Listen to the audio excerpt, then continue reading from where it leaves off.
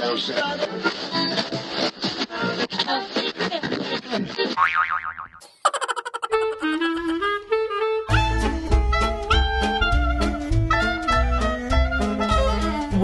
to Voiceprint with Trevor Devall and Guests.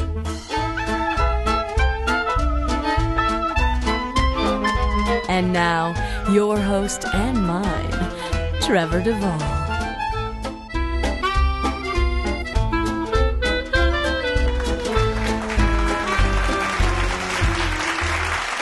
Oh, as always, you're too kind. You're too kind, GarageBand. You really are. With all of your happy, clapping people that you come pre-programmed with. It makes me so happy. Hello, welcome back to episode 9 of Voiceprint with Trevor Devall and Guests.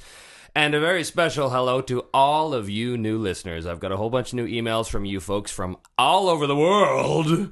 And I'm so excited. It's so cool. We've got more people coming up every week. So that's great. Keep listening. Keep telling your friends. Tell your friends there's the best fan show ever if you like animation. Also, thanks for your submissions. I asked for some pictures and video stuff of various conventions, and you've all been very diligent in sending me wonderful things. So thank you for that. I'm going to try and put together some sort of little thing on the site. I don't know what it's going to be yet, but it'll be cool. So keep sending your stuff. It's going to be awesome. Also, thank you so much to all of you who wished me a happy 35th birthday on Saturday. Thank you so much. And while I do feel aged and decrepit, I want to say thank you all. Thank you so much for the sentiments. There was an email that came in. I forget who it was from. Somebody said, you know, I'm a new listener, and why is it, Trev, that you don't do a show interviewing yourself? And I thought that was the best idea I'd ever heard, but we're not going to do that tonight. We may do that as a special Christmas show. We're not going to do that tonight. Instead, what we're going to do tonight is it is a very special show. Now, I do say this all the time. I say, oh, well, tonight's a very special show. And let's face it, they all are very special shows. But this one is an extra special show because not only do I have not one but 2 guests in the studio tonight, but they are not voice actors. But they're just as integral to the process. I have in the studio right now Mr. Karl Willems, director, and Mr. Mike Iske, technician. Ladies and gentlemen, Karl and Mike, welcome. Thank you very much. Thanks for having us. Well, it's good to have you. It's good for you to be here, and you're comfortable. You got your malt liquor beverages. Yeah, we've got our bribe. Yep. We work cheap. That's true. Sadly, the closet's only big enough for one, so we had to put Karl in there. I'm in it. You are. Yeah, you are. We're waiting for you to come out. Yeah. So Karl, of course, is a very well-known director at Ocean Studios, or as the fans tend to know it, the Ocean Group, which sounds very sinister to me. Yeah, it sounds like something out of the X-Files. Really, it is. It's the building's dark and looming, and yeah. And Mike, a long-term resident of Ocean as well, who has worked on many shows. Many shows. Yes. All with eating. Yes, all with eating. They all is that your specialty? involve eating, and they all involve. What was the other thing I like, Karl? That I theorized. I think it was just the eating. It was eating Every for sure. episode's got to have eating in it. Yeah. It's a thing. It is. These secrets and more. Yeah. You heard it first here on Voiceprint with Trevor Devall. So, I want to get right into this, and I want to start drinking. Oh yeah, you got to hold that. You got to hold that mic. We have a new third mic here, and we're trying to figure out how to. It's Trevor's first threesome. He's just trying to figure it out. Insert rim shot here. And Mike, being the technician, can't help but dick around with That's the mic. right, and that's okay. That's okay. Yeah. He's looking very awkward and uncomfortable with that right now. You get shitty headphones, dude. I'm just trying to find a sweet spot. only the best here in the studio. Let's get right to it and talk about your history. And now, Voiceprint with Trevor Devall and Guests presents In Memoriam, a history of our guests' long and faithful service to the cause of voice acting. As you know out there in internet land, I often use IMDb as a source for determining the history of our guests, and I did that this time. IMDb did have a few entries on our guests, Karl and Mike, but I want to start with Mike because this is the best one ever. You do have an entry. I don't know if you've ever actually checked. But I haven't added my picture because it costs money. Well, the big one they have you down here for is Thomas Kincaid's Home for Christmas. Does that ring any bells? Thomas Kincaid's Home for Christmas. Apparently it was 2007. This year, does that make any sense at all? Yeah, it's not animation though. Oh, it's a real thing. Oh yeah, It's a real show. yeah. It's, Probably can't talk about it. Yeah. No, it's coming out. The non-disclosure. working title was Christmas Cottage actually, but it's. I guess they changed the title on it. I guess they did, and it must be. It's not animation. Sorry to say, fans. Okay, well, we're not going to talk about it then. Yeah. To hell with it. To Don't. hell with it. We don't care. But it is true, despite what it's usually wrong on IMDb. I don't Yes, know. this is true. It's not usually wrong, but it's. I Can don't know be where wrong. they get. I don't know who their source is. They have to be corrected often. Yeah. And that's been a Yeah. sore point for me. But they do it. They do it. They hear me bitching on the show, and they actually change it. Oh, do they really? They do. That's great. Yeah, it is great. When bitching has power. Karl, you do have an entry on IMDb. And Do I? Yes, you do. But it's not so much with lots of the stuff. They talk about Rockman, which of course is Mega Man. Right. Yeah. And they talk about Inuyasha, and they talk about Escaflowne. But Okay. really, if you want to get the goods on you, it's Crystal Acids. Yeah. I think there's a few. Yeah, things and there. some good stuff here. Starting with wow, there's there's 3 pages here. It's a laundry list. This It dude's is. done everything. Oh, he's huge. He has. He's huge. He's like John Holmes. Yeah. Well, yeah. That's it. That's all you got for that comment. Well, He's I not- don't know. But he's not drawn quite as big, In 1996. What is this? Oh, it says you have roles. Did you ever do voice roles in a Voice show? roles? Yes, like as an actor. There may have been a cat meowing at one point, but that's it. That would go under additional voices. I think so. Yeah. Which is what we have, because it says here that a Galaxy Express 999. I'm not wow. saying, but there may be a cat who meows once in that. Yeah. Yeah. All right, well, if you can get me a clip, guys, send it in. Yeah. Well, I'll give you my demo. You can probably do it. You can probably do it for you right now. All right, let's hear it. Let's hear it. Oh, that's beautiful. That was exactly like the same cat in that movie. Carl's a total pussy. Yeah. Ranma 1/2, the series. Yeah. Ranma. I'm sorry. See, this is a thing. I go out of my way to mispronounce the words. Oh yeah, Yeah, absolutely. It's a thing. It's a fun little thing I have. Now, they have your as crew position as assistant engineer. So you started out as an engineer, and Yeah. now you're director. Well, Yeah. we'll get to that in a second. Well, we'll talk about, how you got into it and all that stuff. But what are some of the big shows that you worked on? Man, there's been so many. I know I'm going to forget things. Lately, of course, Inuyasha you mentioned. And you were director on that? Yeah. How many episodes did they do of Inuyasha? I think there was 100 and something. I don't Yeah, remember exactly. There was 100 and I want to say 106. I think it was just over. Yeah. Wow, how long did that take to do? You got Toshi's number? We'll give him a call. Yeah. I don't know that we worked on that for a few years. Anyway, yeah. and there was 3 features? Four. And it just keeps going on and on and on. Yeah. That was a fun one to do. Inuyasha's a big one. Yeah. Inuyasha. Yeah, see, there you go. Inuyasha. Every pronunciation under the sun on Okay, that one. that's beautiful. No, Inuyasha was Yeah. was the Inuyasha. That was yeah. the it's like, you working. put your laundry and you wash it. It's like that. Dragon Ball Z. Yeah, I did not. I mean, that's a show that was done at a few different places. So I directed a portion of those. Right. The good ones. An abortion. Yeah, of those? Dragon Ball Z. Yeah. Yeah. Brain Powered. Brain Powered. yeah. Do you recall Brain Powered? I do. Nice I and was nice. just talking remember. about that the other day. I remember one of the first shows I worked with you on was Brain Powered. Really? Yes, playing a character named Edgar. And I came in, and you said to me immediately, you know what? Don't even ask, because we don't really know what's going on in this show. And we didn't, and neither did the client. Yeah. We're allowed to say stuff like that? Well, Okay. Yeah, No, it's true. there was some, I don't remember what it was, but there was some integral story arc question that wasn't clear. Like, what the hell is going on? And so, you try and research it and figure it out, and okay, we got to go to the client because we're out. So, yeah, we contacted the client in Japan. Yeah. They didn't know. Yeah, they didn't know. So we bluffed it. Pretty funny. Oh, good times. Good Yeah. times. Let's see what else we have here. Speaking of voice cameos, Oh, were you in Brain Powered Mike? I can't remember. I've done so many. There's so many roles I've played. No, I don't even know. yeah, that was quite a show.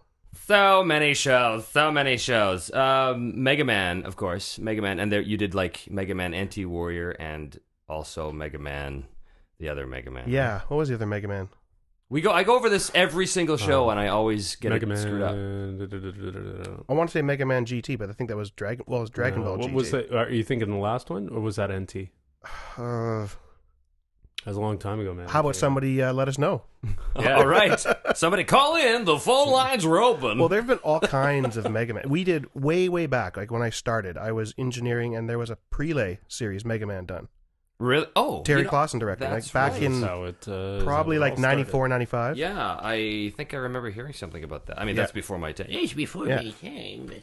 That was that was a long time back. And then somewhere after that, we dubbed Rockman, and it turned out we didn't really realize it until right before we got into it. It was actually a travelogue. A travelogue. Yeah, there was a story, but Rockman flew around and talked about the sights in Japan and how interesting they were. very educational Wow. for the It viewers. was amazing. Yeah, well, Yes. the writer, Ward Perry, Of course. had Of course. got this and given no instructions or anything, had all this weird stuff about traveling, and so he wrote it all out. And then it was only when we were in the session that the clients, no, that's what we want. We want that in. So we had to rewrite everything Oh man. on the fly. On the fly. Was Ward there? No. Or did you just no, I think he came in at some point. And so, Right. yeah. Somebody get Ward Perry in here. Get that Yeah. man. That guy, he's a fixer. Call the Perry. He's a fixer. Yeah, call the Perry. Maison Ikoku. You Yeah. were director on that. Yeah, I wasn't the only director. That started out, and I believe Sarah Ann Defoe directed Oh. some of that okay. to start, and then I Yes. took over. Okay. I'm not exactly sure, but I think it started in like 95-ish, I think, 95, 96, and then it went on hiatus for a long time. And I think I directed some of those way back when, and then it came back up a few years ago, and we finished the series. Right. Saber Marionette, Card Captors, Vision of Escaflowne. That was the show or the movie? No, the movie was just... I didn't do the movie. I did the series. Terry Snowgrove did the the movie, yeah. That's I right, recorded that's the movie, right. though. Yes, I recall that. Was that one of the first times I worked with you? Um, Not No, the brain first. powered. We were already Brain covered powered, that. yeah. Just Yes. stay on the page. could Karl. you just pay attention, please? Yeah, stay on the page. You know, in Escaflowne. Is there any way to kill his mic? Because this is going to take too long. Is with Escaflowne, this is a show that came in, and there wasn't a whole lot of instruction given for this, and I don't know why this was the case, but it was given to me to cast. Yeah, there were no auditions done. It was just Oh, casting. really? So you were drunk with petty authority. Absolutely, yeah, yeah. Let's see who I like. That was kind of it. Yeah, Yeah. This is one of my favorite ones because this was really the first time all of us actually worked together for real, which was the Soul Taker. Oh yeah.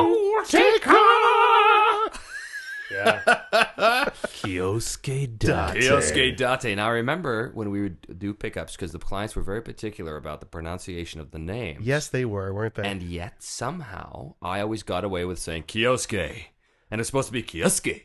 Kioske. And for some reason, they were like, no, it's okay. We like when he says Kioske. I was just telling this story today about we were doing a pickup on a pickup. It was not, and to my ears it was, okay, no, not Kioske. And I'm trying to wrap my head around that, and there was a little altercation with somebody at the studio. I won't mention any names. But Oh, he's dink. yeah, so this name plagued me for the whole series. Kioske, not Kioske, understandable, but Kioske, Right, 2 syllables. right. I don't know, but It wasn't good enough. Never good enough. And then I remember when we got the first volume in, the first DVD, I think I took it home, had a look at it, threw it in, and I just scanned through to see what it looked like and come up to your line, Kioske Datse. Yeah. And the Nice client and client drawn was out. absolutely there for that. Oh, yeah. Yeah. Bizarre. That's just my charm. That's all it is. That's why. You were a victim, yet another victim of my girlish charm. Yeah. And your dulcet timbre. My dulcet timbre. Hamtaro is another big one. Oh, Yeah, that I one think on. probably our favorite.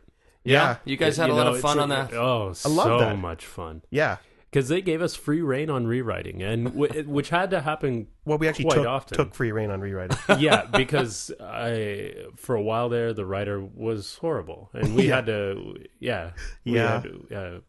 We had to change things We anyway said that to she make it work. mangled the lines, and fans can Figure that out. figure that out for themselves. It was completely mangled, and we had to fix on the fly. Yeah, you have to fix things anyway. And that happens. I mean, you have to tweak lines periodically, as you know. Right. Because, But every other line, well, I mean, there's always a tiny bit that goes on because every actor has a slightly different speech pattern, and sometimes you just got to make things work. Like ever since I had my stroke, my speech pattern's a lot of slurring, a lot of slur. I'll do a lot of characters like that. We just ignore the drill. It's okay. Gary Busey? What? Gary Busey? Like Gary Busey. This is an evil episode, kids. But yeah, we started just taking liberties on that one. Yeah, it was great. That was fun. That show took Tucked as many Star Wars references as we could in there. Yeah, that was us. Yeah. None of those were scripted. Any Star Wars reference. Not one of those was scripted. This is a show we did with James, but when we did Gundam Seed, I played like once again the Han Solo kind of guy in that show, and all of the lines were like crying out for a Star Wars reference. They were almost a Star Wars reference, but they weren't quite. So I'd always try and I remember doing some of those. Push it. I remember one where you actually did a Han read on it. yeah. It was. I can't remember the line, but it was Han Solo saying it was Harrison Ford in the room. He even did the intonation. It was great. It was beautiful. It was beautiful. But I can't help but think, I don't see James in the room. Why are we talking about him? Yeah. In one of his shows. Yeah, You're right. Yeah. Right. Shakugan no Shana. yeah. That's more recent. Yes, that was just this year. Yeah, And if you want to mispronounce that one, call it Shakugan. Shakugan? Yeah. Shakugan no Shana. Shiana. Shana there. Let's say Shakugan on your Shana. I'll take a SNS. double of that. Yeah. It was an odd show because your character died off. One of them did, yeah. Yeah, one of them died off early on in the series, Yeah. but carried on with the extras, the Which DVD was extras. the weirdest thing I've Forever. ever had to do. Yeah. You know, because he was sort of this weird pedophile, but he wasn't into kids so much as he was childlike dolls. Yeah, Which yeah. is, Odd. it struck a little too close to home for me. The let's face it. axis Yeah. of weirdness. Yeah. Which would to say would explain the doll strapped to your crotch right now, but you know, I should point out at this point, kids, that one of my favorite things to do is to go into Ocean, and I guess maybe I have a bit of a reputation of being a little crude sometimes. Oh, Making- you? No. A little, well, once in a while, okay. Don Brown all maybe, right. but not you. Hey. Oh. Stop. Hey. Hey, you can't talk about him. He's untouchable. He I is. know. No, Don's He great. is. We love working with Don. Absolutely. Yeah. But, you know, it sort of became a thing with me that if I could go in and get you guys to go like, oh my God, you can't say that, oh my God. And then that would be like a good day for me. Yeah, Wow. yeah. Well, yeah, you've had a lot of good. If you cross the line with us, Yeah, that's saying something. Well, true. I'm thinking you've had a lot of good days then, because yeah. A very good day.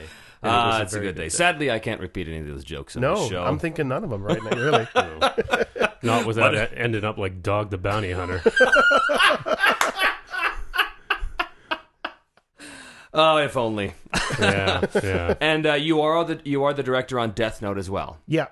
right now. I think I'm allowed to say that. I Right think now. it has been Is it officially out there? released. Yes, it's been Yay! officially released. They oh, did. it's showing on Yeah, TV. yeah, here. it's on TV right now, and they did. I think they did the official release. Oh, it's on TV. Yes. Yeah, Very nice. Like, Yes. yeah. Now you were the tech on that as well. You were the technician on that, I was. Yeah. It's still ongoing, and I'm not anymore. But, right? Because you are now only with Ocean with the prelay shows. Is that pretty much the score? when I'm or- available? Yeah. Right. Yeah. Right. Mike had to take a better paying job down the street. Yeah. Oh, I wouldn't say it was better And he makes a paying, but it mean is. sub. I'll tell you what. Yeah. Oh, yeah. Yeah. I Yeah. fix a fine latte. No. I'll tell you that. At the studio Yeah. down the street. Yeah. Yeah. Would you like fries with that, sir?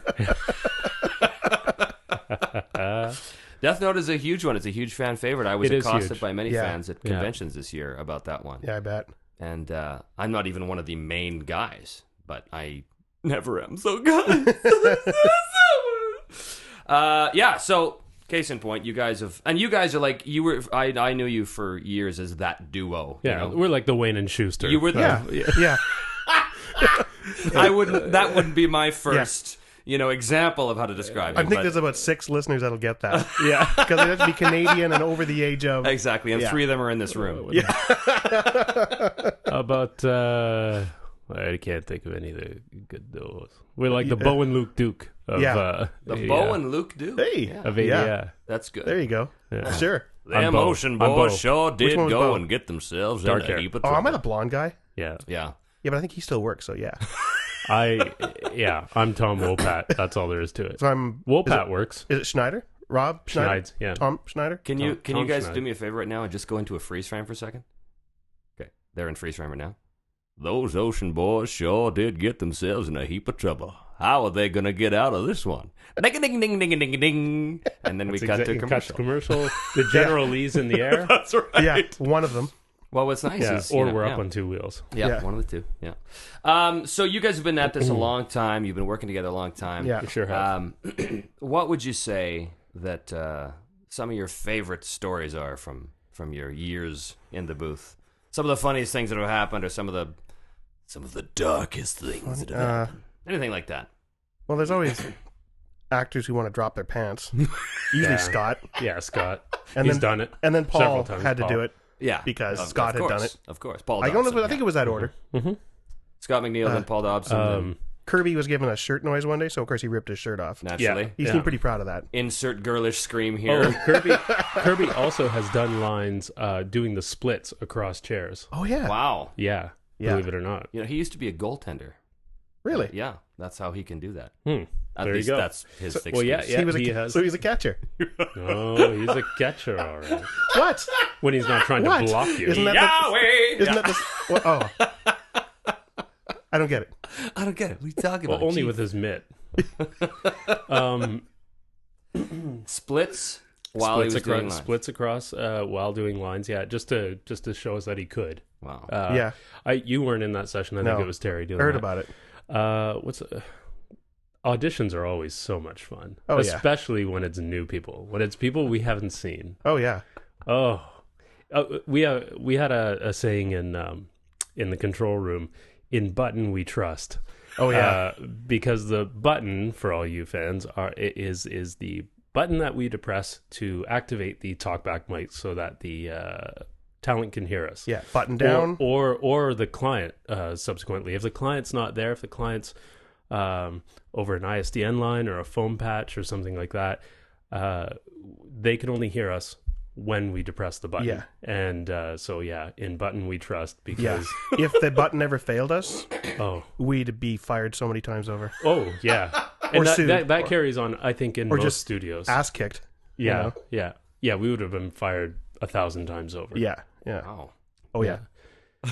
And the thing is, I know the button has failed Oh yeah. because I know there was a session where, for whatever reason, it had locked open. Right. And it was, I don't know who was in before, but I know Paul Dobson was in. Mm-hmm. And he could hear everything we were saying, but he was not telling us. He was got- letting us go. Paul's got the best poker face. Oh, yeah. Oh, for sure. Yeah. He wouldn't. Yeah, he didn't even flinch. Yeah. Wow. Yeah. He finally let us in on that. Yeah, I think it was close to the end of his session, Yeah. just so we would know for the next person. Yeah. Hey Yeah. guys, I think, just so you But know. in the meantime, he got all the dirt. Oh, he, yeah. he got to hear everything. It's not like we were slagging him or anything, but it's not just like, any more than nothing we wouldn't have said to his face. yeah, and we just talk about stuff in between takes. Oh, yeah. like everything. Yeah. Yeah. Talking What we're gonna make for dinner? What we're like going to any concerts lately? Yeah. New CD coming out. Stuff like Yeah, that. yeah. Anything garbage. Yeah. Just to keep it interesting for us. Yeah. Not that Karl isn't paying 100% Rapt attention to the task at hand. Yeah. But there's that time between doing the line, direction, and then rewind. Oh, yeah, back in the back in the tape-based days and of, yeah. tape-based video, but Yeah. not anymore. But now it's all digital. There's no Yeah. time for State horsing of the- around. Oh, no, we just make the time. We just yap. Yeah, yeah. Make the actor wait. Yeah. Well, that's important. Yeah. Yeah. What a time to be alive. It is, really. But other funny moments. Well, we had an actor Oh. pass out, like hit the deck, cut her head kind of thing, or Oh, yeah. her lip. How did? Well, Yep. well, do tell. She had given blood, Gone to give him blood. Give blood. and I yeah. guess a lot of it. Because she came in All and of she it, was in fact. okay, but Yeah. she was... I can't. She was She was in. all She'd been in fine and for a everything, little bit. and then, She just started to. I don't feel so good. And kaboom! She's like, oh, I took out the think stands, I the better mic. sit down and boom, Wow. And boom. yeah, Oh, she, she hit the deck hard. oh yeah. Wow. Yeah. And she was like, when we went in, like eyes rolling back in her head, kind of thing. Yeah, we actually called her sister to come pick her up. Yeah, because there's no way she could drive home. Yeah, we didn't want to put her behind the wheel of a car and send her back out on Yeah. the roads. I don't need my rates going up any higher. Oh. You know what I'm saying? Like, it's just ridiculous. What else? Oh, Scott Fart and X-Men. Yeah, we've covered that. Yeah. We did Yeah, cover I'm that. sure You Scott- can That never was, talk about it enough. Of That was a course. good one. That one. Another popular one is the. Did this happen at Ocean? The Gary Chalk throw up See, story. Or is no, that... I'm not even sure if that's true. See, the Kate. Let me Well, tell you. they the- claim- let me Didn't tell you the happen myth. at Ocean. Let me tell you the myth. It wasn't at Ocean for sure. Okay. But the myth, as I heard it, and I think it is a myth, is that somebody had to do a burp in a prelay. And of course, Yeah. the prelays where you have everybody in the room at the same time. And they couldn't do it because burping is like doing the loud whistle. I The can't wolf do whistle, it. yeah, You can yeah. either do it or you can't. And they couldn't do it. So Gary, hey, I can do it. Let me do it. So he takes a huge, I think he downs a can of Coke or a huge swig of Coke. As the legend as goes. legend has it, and goes to burp and throws up.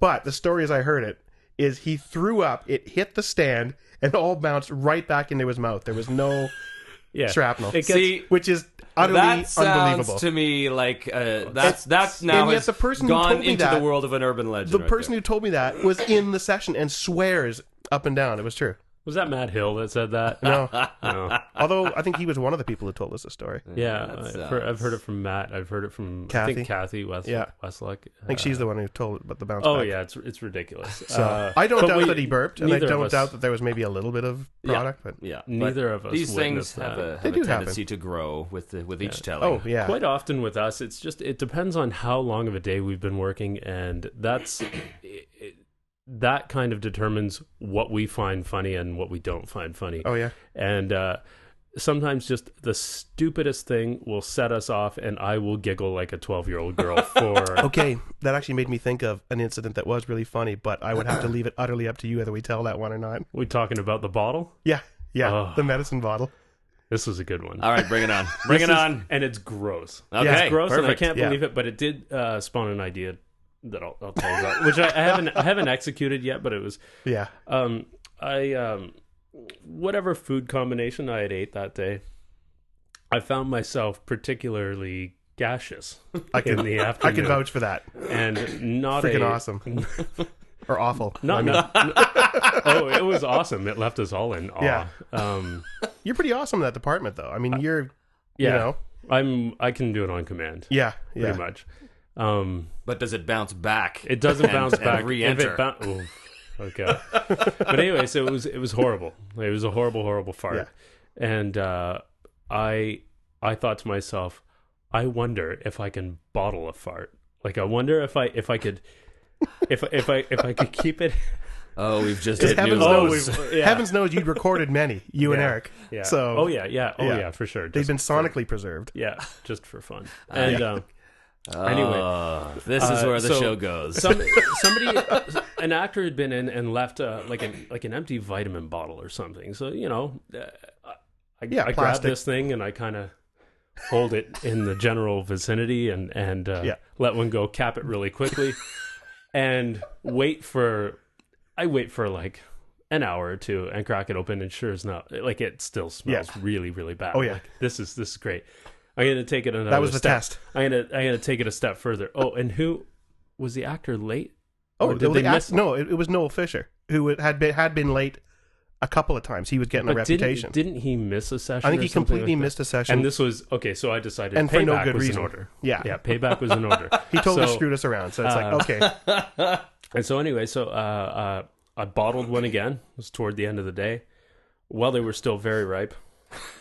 Bottled one, capped it. It was a good season. Left it in the studio overnight. Yeah. Went home, session next day. We had Noel booked back after lunch. And the air in the winter. And the air in the studios, the air conditioning and the heating is terrible. You can never control so it. So we have these portable oil radiator style heaters. Yeah, they get they get pretty warm. So we've got this thing going through lunch, and Noel's coming in, and just about 15 minutes before he comes in, I take the plastic bottle and I place it on the oil heater, which is nice and hot at this point. Yeah, cook it up. And just to get the molecules a jumping. And so we put this, leave it there, and so Noel goes in, and he's working for about 15 minutes or something. He's just into the beginning of his session. He already said his sorries and whatnot, but it wasn't enough. Doesn't matter. It wasn't enough. Doesn't matter. So we, no, what's that? What's that on the heater over there? Take that off. Don't leave that there. Well, it looks like it's like a plastic bottle or something. And can you just take it off there? Because I don't want it to melt or whatever. I don't know who put that there. Well, we accused him. We said, get that off there. What are you doing, you idiot? Oh yeah, he's like, I didn't do this. So he looks, like, what is it anyway? And he's like, I don't know. It's a bottle or something, whatever. And I knew he would do it. Voluntarily opens it up. And there it was. And looks into it. And looks into it. And that was it. And we were on the floor for about 15 minutes laughing about that, himself included. He thought it was hilarious.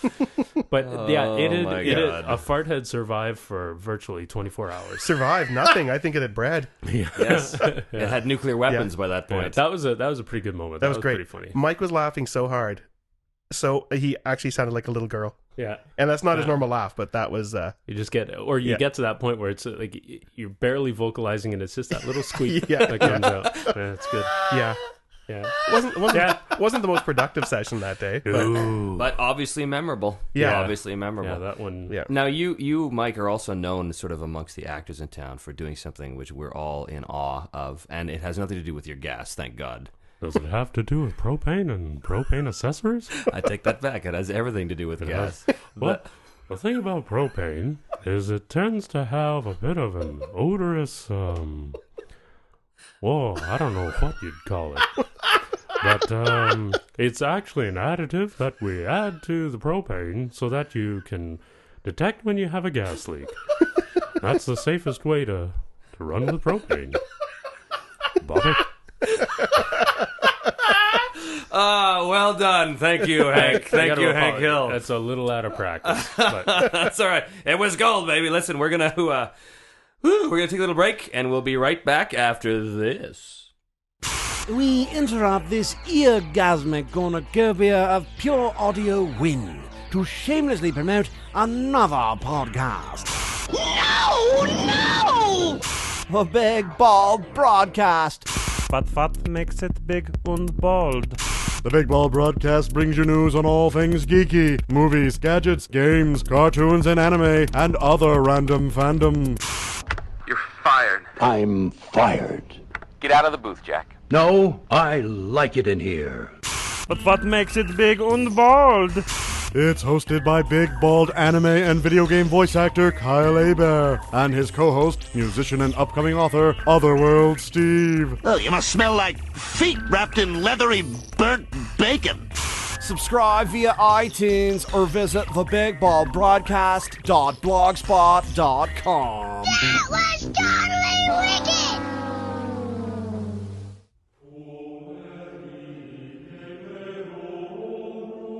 Hello, my children. I'm Cardinal Ribuglio of the Holy Catholic Church. Lately, we've been getting a lot of flack for our stance on the use of condoms. Look, sex is wrong and sinful. That's why God made it feel so good and makes you want it all the time. That's just common sense. But we know you're gonna use condoms anyway, so we here at the Vatican figured if you can't beat them, join them. Try new Catholic condoms. Each Catholic condom comes with an image of the Virgin Mary crying for your damned soul on one side and a graphic depiction of our Lord and Savior Jesus Christ suffering on the cross on the other. To remind you that we are all born into sin, and only through a lifetime of guilt and misery can we find true happiness. Also, every Catholic condom is laced with a thin sheen of raw potassium as a little taste of what a hellfire awaits you for the heinous, evil, humanist sin of consensual, responsible sex between two loving adults. Catholic condoms, because of pleasure and joy, make a pope angry. You're listening to Voiceprint with Trevor Devall and Guests. And we're back. I love that ad. I've tried those. They're perforated. Yeah. It's like, have you ever, you know the thing that you put on the end of the garden hose and then you run through it as a kid? It was kind of like that. The what do they call, the wild water weasel? Yeah. Yeah. Oh my goodness. So we're back with Karl, Willems, and Mike Iske, director and technician at Ocean Studios, respectively. I want to talk a little bit about. Whoa! We have never had any respect. For what we've done. You've earned this. You've earned this. I think I'm a bit hot here. Yeah. You are. Yes, I'm it's so hot. So I want to talk to you about some technical considerations, because a lot of the time, basically, the reason why we do this show is I kind of realize that every convention that we do, the actors, we always get asked the same kind of questions over and over and over again, and I thought it would be kind of cool to sort of bring the convention to the fans into their iPods kind of thing. So what they don't ever get is the side of it from the technician's side of it, from the other side of the glass. They never hear those stories. They never hear about the kind of considerations that actors have to deal with technically and that kind of stuff. So, I mean, Mike, you're a master of the Pro Tools. What do you think is some of the most important tools in an actor's kit to be able to effectively do animation in terms of technical stuff? The thing that never ceases to amaze me is how voice actors such as yourself can convey everything a line needs to have by just using their voice. Some gesticulate in the booth more than others, and that I find that amazing. And those who do gesticulate, who can do it around the microphone and not hit it. Scott's a prime example of that. He can reach around and he could undress a woman on the other side of the microphone and not hit it and do that. That's not an idea for you, Scott. No. I'm talking directly to Scott McNeil at this point. Love you, Scotty, and I haven't seen you in a while. But it's. I mean, technical considerations. It's just kind of something you correct on the day, right? When somebody comes in, they have horrible mic technique and they're popping all the time, like that. You tell them to back off or send the P to the side, like I just did there, and it didn't pop at all. See. Or send it under, or back off the microphone. A lot of people, and it just comes with experience. You see people and they learn really how to work the microphone in terms of their proximity to it, and they know when they're going to get loud. And they I don't have to take care of any compression or anything like that. Like the less I need to do to a line to record it to make it good, the better, obviously, because I'm a tech, I'm lazy. I just want to press F12, right? Like, I just want to record. That's it. What about you, Karl? Any thoughts on that? From the technical aspect? I mean, because you were a technician originally, but also, from a director's standpoint. Stand the hell still. Stand the hell still. Why is that? Because otherwise you get noisy stomping and moving and hitting the mic stand and clothing. Yeah, clothing. What an actor clothing. wears to session is a huge factor. Yeah, don't wear chainmail. Chainmail's out. Chainmail's out. Yeah. That happens Starchy like dress every shirts. day. To Don't you guys, wear the a shirt chainmail. made of chirping birds. Yeah. You know? Would be good advice. Where do you come up with that? That's Well, a funny. good one. That's Just because like just today. Oh. Yeah. Probably best not to turn your pages while you're delivering your line. Oh, that's a good one. And you'd think that never happens, but it does. Oh, it happens more than you'd Yeah. like to. yeah. Wow. Yeah. These simple things that I actually, because I do a lot of teaching, and I try and, one of the big things that I try and teach the young up and coming voice actors is studio etiquette, is how to handle yourself in a studio, and that involves things like how to handle a mic and all these things, but also in terms of the microphone is always on, and always assume that everybody can always hear everything you're saying. Never say anything in front of a microphone you don't want repeated. Exactly. Ever. Unless the button's up. Which no one could ever. But that's us. That's you guys. Yeah, the actor. There's the a reason they actor call it the control room. That's my house. I got control. That's my house. God damn it. No one's saying. Yeah. So what about? I know we didn't actually talk about how you guys got into this business, which is always a fascinating little yarn, I'm sure. You started, Karl, in as an engineer. Is that right? Yeah. I went. To go back even further, I went through film school at UBC, and I got into. I did a little bit of everything. A lot of sound recording. I did a bit of cinematography and a fair bit of editing. And I decided when I was editing that editing's a pain in the ass because it takes so long.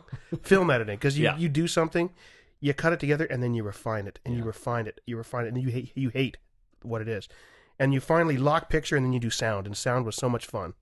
So I think that's what made me decide to head into sound. And I thought, okay, you can either do location sound or post-production sound. And location sound in Vancouver is a lot of standing in the rain. I'm thinking. So, Sucks. yeah, that was the process. Huh. And then I ended up, engineering. And then kind of started filling in a little bit, directing. Just here and there. And this was all at Ocean. Yeah. So you started off at Ocean. I did, yeah. Just filling in a little bit the odd time for 10 minutes, half an hour, a bit here, and then an entire day, and then I finally got my first show. Which was? I forget exactly what it was called, but it was a memorable. No, it was memorable. Ultraman. Ultraman. But I forget which. It was a promo we did, and they ended up not doing it. It was an animated Ultraman from the 60s. It was very groovy. Not one of the live action ones? No. It was animated. Ultraman Tiga. No, it was before that. It was freaking awesome. I actually have a copy of it. On VHS, no doubt. On VHS, which of is course. tape-based for all you kids. Yeah. Cutting edge at the time. Yeah. And I watched it a couple years ago. It's freaking awesome. It's so bad. So horrifyingly excellent. Yeah, great writing. But it was a super cheesy show. Put that shit on YouTube, dude. Yeah, maybe. You should. Maybe. I'm sure I've got the rights to put cut that it up there. in parts. You've got that video capture deal now. Do it. Yeah. It'd be That's all rad. it takes. Yeah. That's how you actually get around copyright, is as long as you have a video capture card. Really? No, Yeah. obviously not. No, I didn't obviously think so. not. Come on. What Come I do, on. I'll just do it, and my username will be Mike Iske. No, Trevor Devall. Trevor Devall. Yeah. No, man, they're coming after me already for this show. Ward Perry. I don't need any more. Yeah. What about you, Mike? How did you get involved in the technician business? I, for whatever reason, at some point in my life, decided that I wanted to be a recording engineer or sound engineer of some point, of some sort. So I went to little school in southern Ontario, in London, Ontario, called the Ontario Institute of Audio Recording Technology. OEART to all the alumni out there, or people who have looked into it. Little plug for them. Great little school. Went there, and I had never set foot in the studio before. Had no idea how to do any of this. Didn't even know what an XLR connector was. Didn't know anything. And I took to it like a dry sponge. It was great. So went through 2 years there, and taught there for a little bit as well. I was a supervising engineer for when the students had their labs in the studios, and they learn the theory during the day, and I teach them how to actually use the gear at night. So did that. When my tenure was up there, I decided to work for a bit, save some money, And when I was a student there, we didn't start our post-production. Oh, see, I popped the beat. Our Nice. post-production. What's this microphone? Come on, Karl. It's an SE. Super excellent. Super excellent. Do those come in threes from Costco? Yeah. Shut up. Super excellent. 1000A. You guys aren't worth a Neumann. Yeah. Yeah, those are in the drawer. They're right there. Yeah. But no. Yeah, he's got a whole shelf of them, and he just won't. They're behind glass. But we started the post-production component about halfway through the year, and I went, wow, I love this. Like, just the way it started off with Foley and how that works. And we got to do our Foley for a 30-second Blue Jays commercial kind of thing. And that was kind of our test bed. And I just took to it. I loved it. And, did some research, went, okay, I can move to Toronto, which I grew up near there. It's a fun place to visit, but I don't really I didn't want to live there. It didn't fit my lifestyle. Montreal, can't stand the French. So Vancouver was my obvious choice. So Can I just interrupt and say that the views of Mike Iske and Karl Willems in no way reflect the views of the producers of the Trevor Devall Show. Oh, now it's the Trevor Devall Show. Yeah. Okay, whatever. Yeah. Carry on. En français. La grenouille est dans le tabernacle. Yeah. I'm all for the French. We For said the love record. them. Yeah. Love them. Yeah.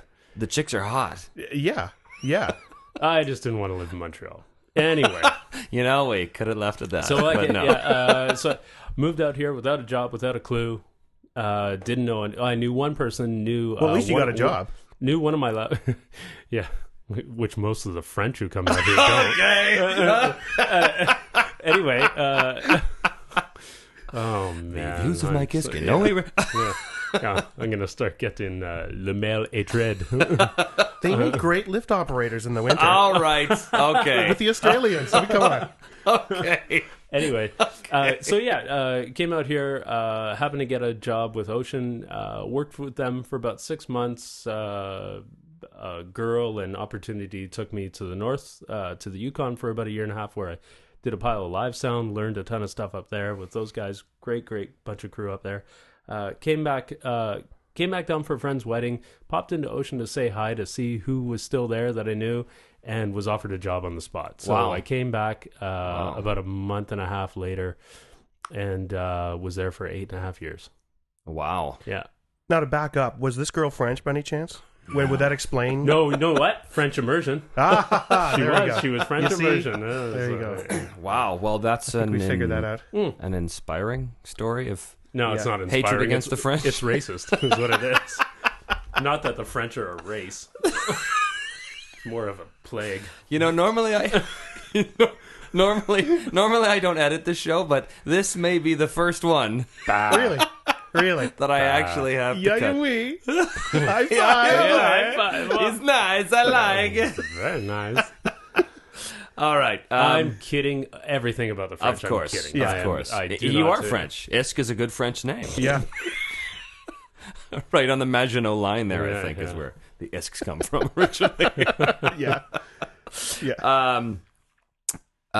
So the other thing that we get asked all the time is advice for newcomers, new people trying to get involved as an actor in the industry. So we've had a lot of guests on the show talk about that kind of thing, but what I would like to do is ask you guys what advice you would have for people who might want to get involved in the technical side of the animation industry, to do what you guys do, whether that's directing or being technicians. Do you have Karl's more? I mean, that's Karl's in an artistic facet, really, not technical. I mean, you have to give people technical notes on speed up, slow down, okay, first part shorter, all that kind of stuff. And so he's got a very, very keen eye for that. From a technical standpoint, for me, getting into a studio is very difficult. And I'm not going to lie, it's all about timing and a bit of persistence too. You have to be confident in your skills, know what you're capable of, and I don't know. It's life is timing. It really is. What kind of training does it require to be an audio engineer? I mean, obviously there's different schools all over the place, but yeah, and honestly, I don't know of any schools out here. Like, I don't know the credentials and how good their programs are. There are good ones because we've had good people, but absolutely, yeah, we've had a ton of great people come through. It doesn't necessarily seem to be that great people come from any particular place, though. It's just the person. Yeah, it's obviously an ability, and a personality too. It's how you fit in. Because like when we're doing an ADR show, we're doing like long days. Yeah, I mean, who knows? Like 9 to 6, 5 days a week, or more than that. Yeah, absolutely. So you kind of have to be able to. So you're doing the equivalent of a standard office job. That's pretty intense. Except we're putting up with actors. So you see right there, it's more of a daycare. So you kind of take. Yeah. It's more damage control than anything else. Really. That's an excellent point. You let them have a bit of a bathroom break and maybe a snack every now and then. You spank them when they're bad. Occasionally a nap. I've seen that. Yeah. Sorry to interrupt. No. Yeah. Go. Keep going. Oh, where was I? I forgot. I don't know. I think Karl hit it on the head there with the personality type for sure. Sessions aren't for everybody. Somebody, like I know really great engineers that hate session work because they don't like the hours, especially when it comes to like post production and that they don't like being confined to a room for a set amount of time. They like to be able to come and go and you got to bear in mind too when I'm saying 9 to 6, that's not counting the engineer getting there an hour and a half ahead of time to prep. And however long afterward to back up, or for the director to do all the prep work. Right, that's just in the studio. That's in the studio. Yeah. So I mean, that's it's actual session time. Yeah. Right. So typically my days at Ocean were 8 to 8 or 8 to 1800, so 8 to 6. Right. Yeah, 10-hour days, and quite often doing things. If we had a half-hour, 45-minute lunch, there was things that needed to be done. During that lunch hour, whether it's burn pickups and get them down to the mix studio so they can be inserted so that delivery can be made for 4 p.m. All that kind of stuff. It was a kind of a never-ending thing, and it's not to say that it's a very cool environment to work in. Like if you got to spend that much time in a place, I can think of a lot worse jobs, and I've had them. You know what I mean? Yeah. It's I've always said that I'll stop doing this when I stop laughing at work. Right. And I laugh every day out loud. Well, at least once every day. And I always did at Ocean too, Yeah, that's cool. So it's a very fun way to spend your day. Take me through the process of an anime show. How does an anime show go from being a show in Japan, even I'm popping my piece. Nicely done. To being a show here. Somebody, well, I'm not sure about the business logistics. Like somebody has to buy the property, get the rights. Yes, but from your perspective. So then you have the video. If it's going for broadcast, maybe there's video editing aspects. There's things that may need to be dealt with that way. Edited down for timing, etc. Timing or content. Make it a 22-minute show. There's a lot of shows that have been edited for content. And not all, not everything in Japan flies in North America. Right. Absolutely. So that all plays into the timing. So you got to take certain content out and you've got to replace it with something and try to make the story work still. Right. So right. And then the big thing, so that may or may not happen, the video editing. Yeah. And then a lot of our work is direct to DVD though. Yeah, so there's a lot of it. Probably no video editing. Mm-hmm. But then you have to have the script translated. That's the first step. Then that translated script has to be rewritten to make sense. To fit, to sound good in English, not just. Which I'd like to add that Karl has done a bit of writing on his own as well. He did I don't know how many episodes of Inuyasha did you write? A bunch. I don't remember. Yeah. Not Yeah. So Karl really knows the writing and making the fit part of it work, and I mean which is a huge part of the director's job. It is. You have to deal with it at some point. So in session, and for him to get to deal with that right from scratch was a bonus. It was a real bonus to work on the episodes that Karl had written because they fit like a real fitty thing. So we have all kinds of terms for that. Yeah. We don't want to get too technical here. And then so you end up with a script, but then also somewhere parallel to that, you've got to do auditions and find the English voices. Mm-hmm. And what's the criteria involved at that point? Depends. Sometimes the producers, usually a company who comes to Ocean, not always, but oftentimes, and they may want to sound similar to the original voices. They want to match the original voices, perhaps, or not, or they just want to sort of start from scratch. So whatever that criterion is, we do auditions. Those auditions get sent to the clients, and they will choose the core cast from that. Right. And how many people do you audition for each role?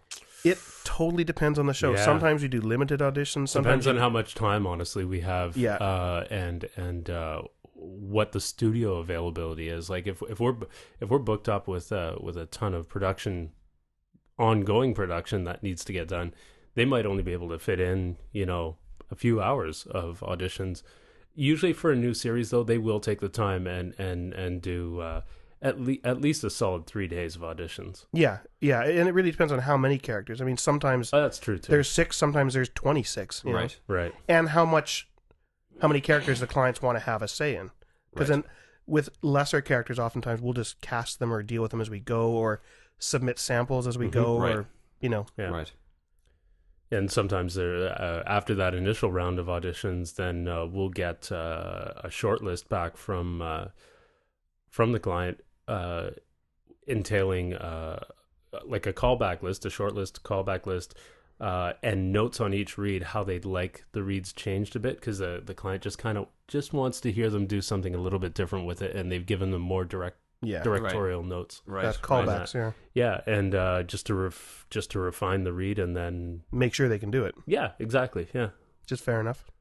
It's all very complicated. There's so much that goes into the entire process. For me, dude, F12, F12, or Apple Space bar. Apple Space is good too, depending on what you're using. Sometimes we'll set up my trackball mouse to just hit record there. He's got all kinds of little shortcuts. That's why he's a professional. Well, I just try to make it as easy as possible because I'm lazy. Let's check out what Mart's got to say in the mailbag.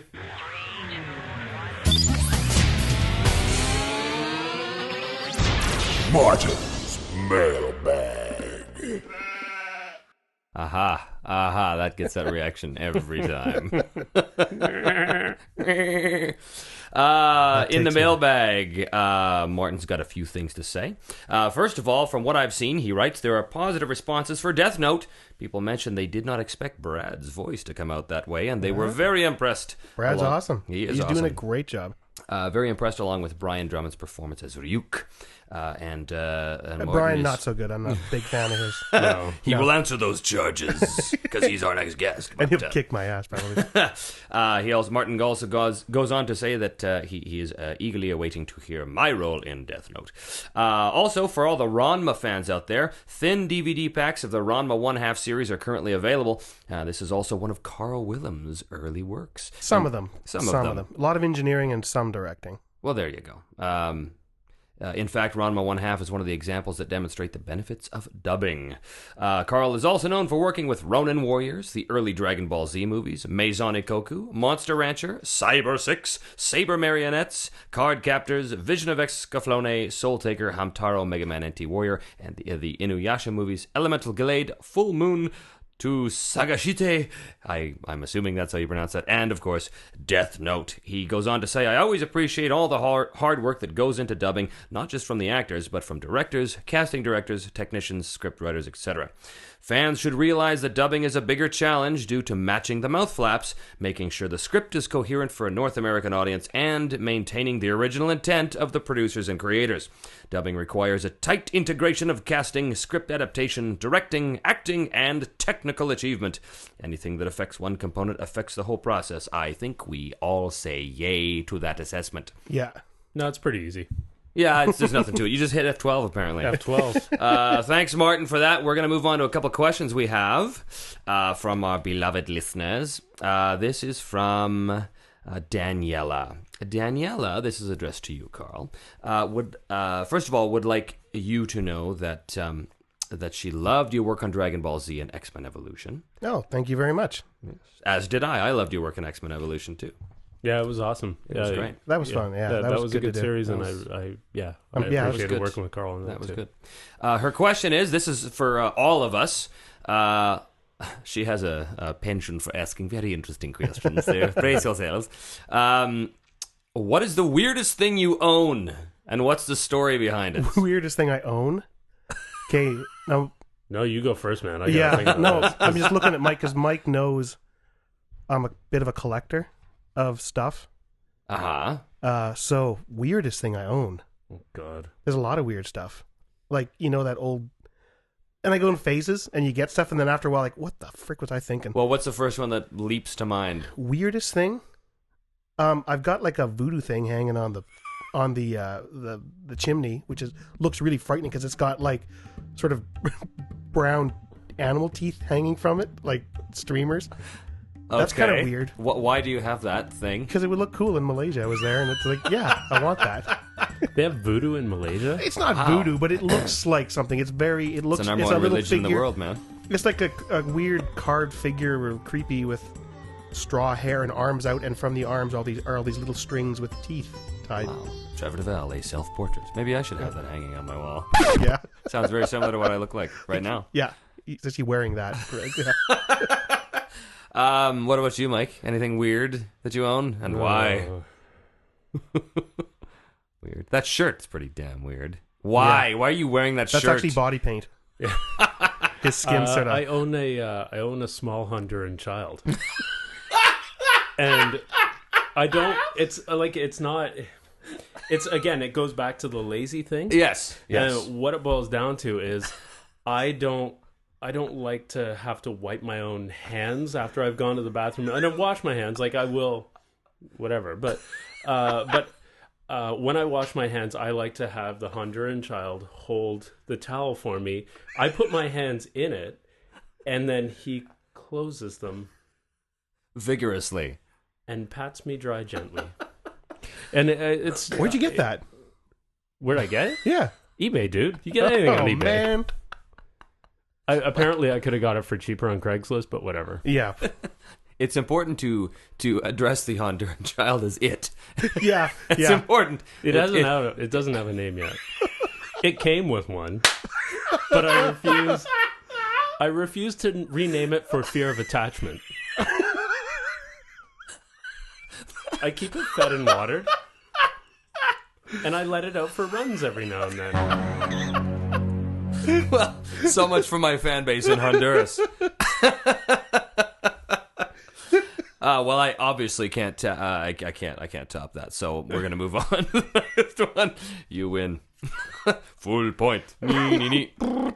Top shelf where mom keeps the peanut butter. This is from Jonathan, and Jonathan, I have apologies to you for not getting to your question for the Scott McNeil interview in time. I can answer for Sorry Scott. about that. Oh, yes? I'll answer for Scott. What was the question for Scott? I don't know. It's gone now. Damn. But I do have a question for the both of you. Jonathan writes, my question for the Karl and Mike. The Karl and the Mike. I like it. The Karl and the Mike. That's right. This is an interesting question. If you think you could come up with an idea for an anime show and get it in production, what would it be? Now that's kind of interesting. That is interesting. Because we've actually worked on this. Yeah, we bandied around some ideas. Yeah. Oddly enough, with these three people. That's right. It actually wasn't. I don't think the intention was anime style, No. but there's no reason that it couldn't be drawn that way. Yeah.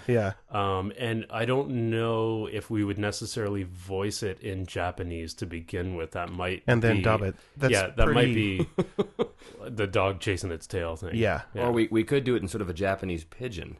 That might be kind of interesting. They have pigeons in Japan? That's right. Wow. That's what I meant. Right. Japanese pigeons. Is there a lot of room in a Japanese pigeon? Because So what's this guy just looking for a free idea so he can go and make pretty a much. show? This is what I'm thinking. Yeah, he's a young he scriptwriter. recognizes the genius of the Karl and Mike and wants to mine. He wants to mine that vein. The Karl and the Mike are pleased. Yeah. The Karl and the Mike are hungry. Feed it. Yeah. Feed it at once. Yeah, nice try, Chico. You're not getting anything off us. Yeah. Or sorry, what was his name? Keep your fingers out No, of our it war. actually was. He goes by Chico, or he will now. Does he go by Chico? Jonathan. His name. Jonathan, I rename you Chico. Chico. Well, you heard it first, right here on the show. That's all the time we have here on Voiceprint with Trevor Devall and Guests. I want to thank both of my very special guests, Mr. Karl Willems and Mr. Mike Iske, for joining me here today on the 9th episode. Thanks for coming, guys. Thank you for having us. Yeah, thank you very much. It's been a pleasure to have you. Reminder that if you guys still have some pictures or videos from conventions having to do with the voice actors, by all means, send them along to me, to fans@trevordevall.com or voiceprint@trevordevall.com. It doesn't really matter. Our next guest is going to be Mr. Brian Drummond. That'll be in a few weeks. So if you have any questions for Brian, send them along to voiceprint@trevordevall.com. And as always, feel free to contact me and send me your love. Send me your love at fans@trevordevall.com. Now you've heard those email addresses 4 times. That's enough for tonight. Thanks, guys. Thanks for listening. We'll see you next time.